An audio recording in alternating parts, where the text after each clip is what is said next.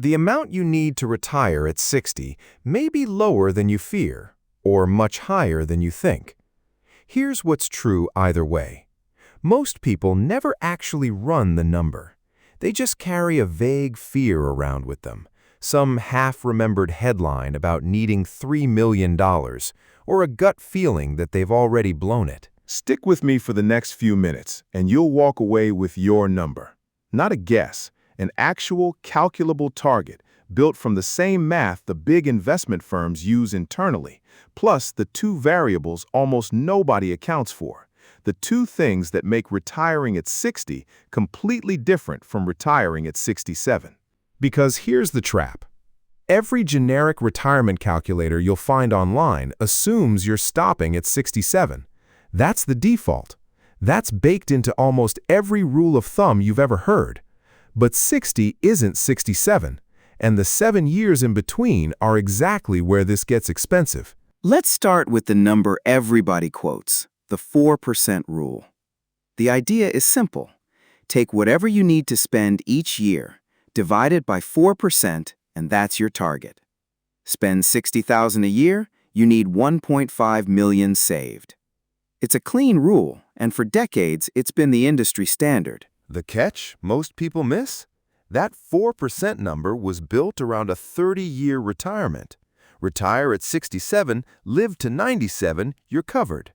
Retire at 60, and if you make it to 90, which, thanks to modern medicine, is a lot more likely than you think, that's a 30-year retirement too, except now it starts at 60, not 67.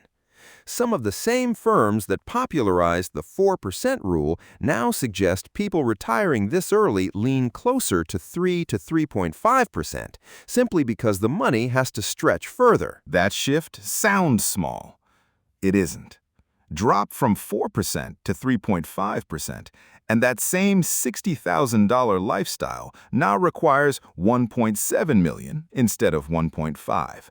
That's $200,000 of difference created by nothing except the year on your birth certificate.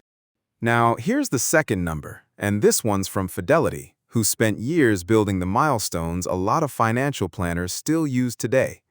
Their guidance is built around retiring at 67, but they also publish the age 60 checkpoint on the way there, 8 times your income saved by 60.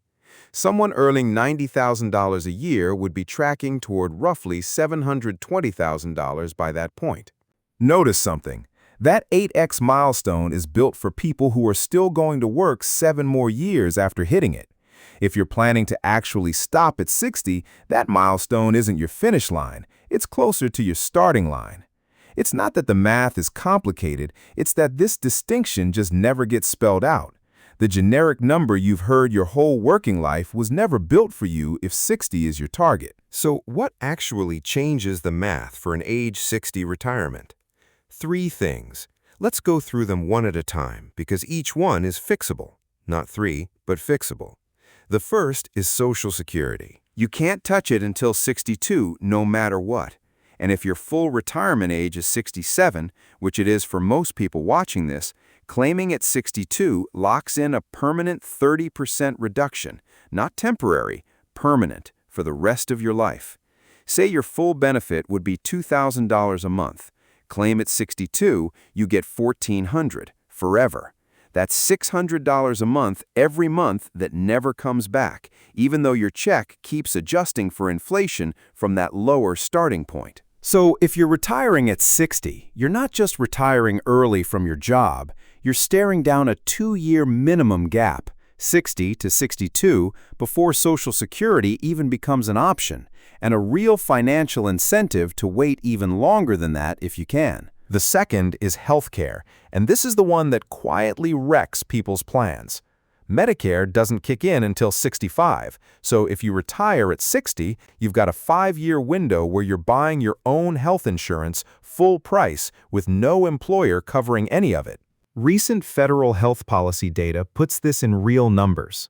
A 60-year-old earning around $64,000 a year can expect to pay somewhere near $15,000 annually for marketplace coverage in 2026.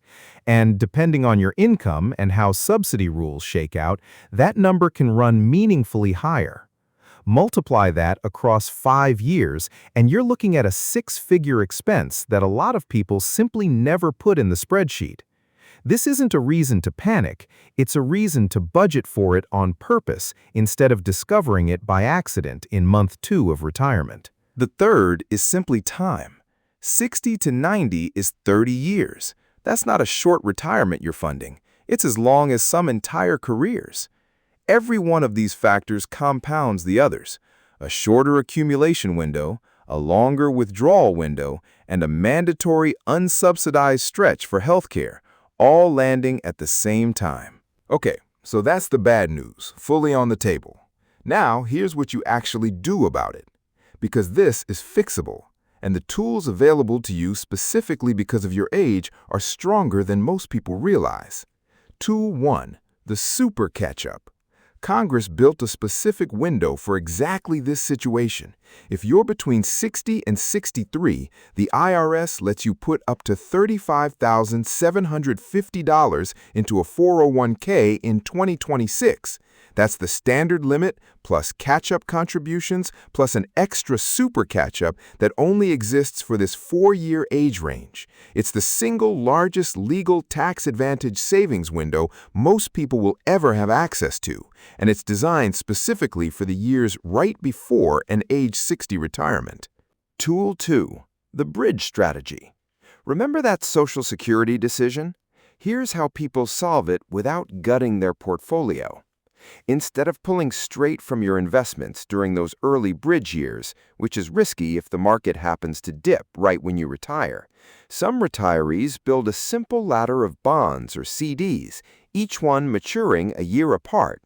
It hands you predictable income during the bridge years while the rest of your money stays invested and keeps growing, and it lets you delay Social Security instead of being forced into claiming it early out of necessity. Tool 3. The HSA, if you have access to one. A health savings account is the only account in the entire tax code that gives you a deduction going in, tax-free growth, and tax-free withdrawals coming out, as long as the money goes toward healthcare. Given that healthcare gap we just talked about, this is about as close to a purpose-built solution as the tax code offers. Contribute now while you're still working, let it grow, and it's sitting there waiting exactly when that 5-year healthcare bridge shows up. None of these 3 tools make the math disappear. What they do is give you specific structural ways to close the gap, instead of vague advice like save more that doesn't actually tell you what to do on a Tuesday afternoon. Quick note, the contribution limits and tax treatment here are how the rules generally work, but your specific situation, your plan's rules, and your state can all change the details. Worth a conversation with a tax professional or CFP before you execute any of it. So here's your real number, put together. Take your expected annual spending, divide by somewhere between 3.5 and 4%, depending on how conservative you want to be, add a specific healthcare bridge estimate for the years before 65, don't skip this line item, and build in a plan for Social Security timing instead of assuming you'll just figure it out later. That's not one universal number, it's a personal one, but it's calculable right now with a pen and 10 minutes, which is more than most people watching this have ever actually done. This isn't about scaring you into thinking retirement at 60 is impossible. Plenty of people do it. It just takes an honest number instead of a vague hope and a specific plan for the years most calculators quietly ignore. So, to recap, the standard 4% rule assumes a 67-year-old retiree, not a 60-year-old one, which means your real withdrawal rate is probably closer to 3.5%. Social Security won't touch your bank account until 62 at the earliest, and claiming that early locks in a permanent cut. Healthcare between 60 and 65 is a real budgetable cost, not a footnote. And the specific tools built for this exact age window, the super catch-up, a bridge strategy, and an HSA, exist because you're not the first person to face this gap. This stuff doesn't have to be complicated, it just has to be consistent. If that formula finally gave you a real number to work with, hit subscribe. We regularly post, and it's always practical, always honest, and always with something you can use. And if this saved you from an unpleasant surprise down the road, do me a favor and hit like on your way out. It's the easiest way to tell me this one landed and help someone else in the same spot find it. Take this number, sit with it this week, and we'll keep building on it together.